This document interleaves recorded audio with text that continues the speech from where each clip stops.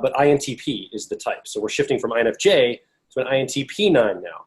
So I'm having trouble figuring out my instinctual variant between social and sexual. I feel social, but identify with a fusion of the two. Any easy way to determine the difference for a 9? Can 9s merge instinctual variant subtypes? So 9s who are sexual dominant merge more with specific others than social 9s do. Social 9s merge more with the group.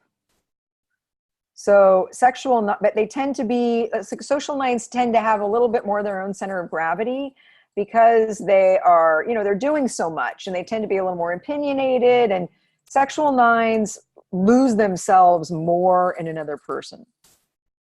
Okay. Any comments before I move to the next one? No, that's... Okay. So Leanne writes in, hi, Joel, Antonia, Beatrice.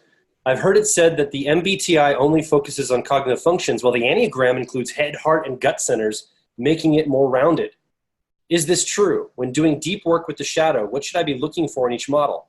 I'm an INFP on the Myers-Briggs system and a 9 in the Enneagram. We're lousy with 9s tonight, aren't we? Lots of 9s. They're everywhere. They must like to come to webinars. Yeah. Any comments just in general, Antonia, to start off? Well, I would say that cognitive functions don't necessarily preclude the other elements. Like the Enneagram is very elegant in that it has a body, a heart, and a head center. And those are the centers of intelligence. But it all still lives in your, mind. Like all these things, like even though there are neurons that live in your heart and neurons that live in your stomach or in your gut, the cognitive functions would also occupy all those neural pathways as well. And so it's not that cognitive function means specifically thinking function. It means that it's living in your neural network. So extroverted feeling and introverted feeling could easily be considered elements that are associated with a form of feeling intelligence. The sensing functions could easily be considered body intelligence. Different forms of especially extroverted sensing could be considered body intelligence. Not that there's going to be a one-to-one correlation, like all the people who use extroverted sensing are automatically going to be gut. All the people who are using feeling functions are automatically going to be, feeling centers. It's sort of, these two models in my mind sort of show how we actually access all these things, but we access them in sort of different ways. And so I wouldn't necessarily say that cognitive functions should be taken as cognition or thinking or cerebral only. It's just that it's indicating that these are functions that live inside of our neural pathways. And so I think extroverted sensing is probably one of the best examples of this, in the sense that extroverted sensing they always have extremely high kinesthetic intelligence.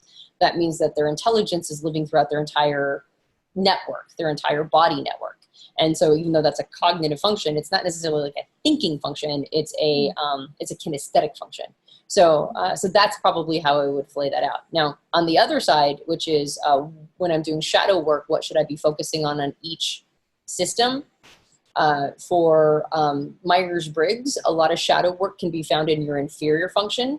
I know a lot of people like to go to shadow functions, which are the 4 cognitive functions that aren't represented in your car model. And there is sometimes work to be done in there too. But I would say that if you're going to be doing shadow work, the place that I would focus on is how your inferior or 3-year-old function is sort of whispering in the back of your ear. How is it controlling you? How is it influencing you in ways that you might not be consciously aware of? And so that would be where I would go to do some shadow work if you're having issues there. What would you say for Enneagram, B? For Enneagram, if she's a 9, there are specific blind spots that 9s have. So again, people's shadow can be individual to some extent, but there are places to look if you're a 9, and that is anger. And getting more in touch with your anger, your sense of power. 9s tend to be very modest and not own their power in the world. So what's, looking into, the blind spots associated with your type, having your own agenda, being more pushy with people, saying things that are controversial, all these things that 9s tend to not see, that don't get on their view screen. I think it's important to look in those areas to see what your shadows might be.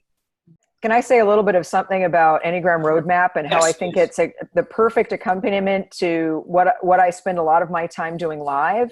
Of course. My business partner and I offer live inner work retreats. We offer them mostly in San Francisco, London, Cairo in Egypt, Sao Paulo, Brazil, and coming soon, China. And in those inner work retreats, we do deep work with the Enneagram. But we don't really teach the basics. We kind of get right into the deeper work. So Enneagram Roadmap is like the perfect thing to do if you're wanting to do some deep work as a prelude to kind of doing one of our inner work retreats, or even doing one of our professional workshops where we help practitioners learn to use the Enneagram in a deep and accurate way. So we'd love to see you at one of our 5-day programs, but Enneagram Roadmap is really a good thing to do first to kind of, first of all, just, enter into the Enneagram, I think, in a deep way, and how it can be used as a growth tool and what the system is all about.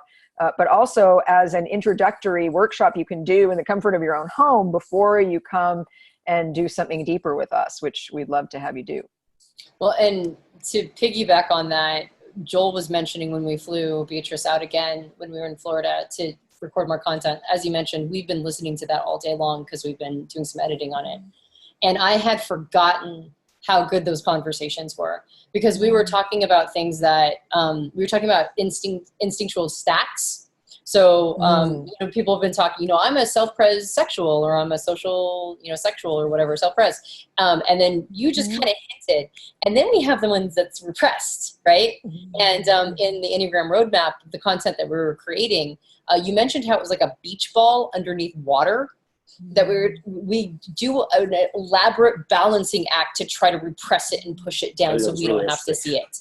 And so we talked about those things about stacks and what it looks like to have each of those instincts, what it looks like when one of those is your repressed beach ball underneath the water, and what it means to have one that's dominant. And it was when it explodes. When it explodes, yeah, because that beach ball will come up sometimes and surface, and what it looks like when your repressed instinct explodes. I mean, it's such good stuff. So that's now in the Enneagram Roadmap, or those are being uploaded right now, and they're it's just really amazing content. So I also would like to put my hat in the ring of recommending that right now, because we're releasing Enneagram Roadmap right now. It's a really good time to go check out that program. So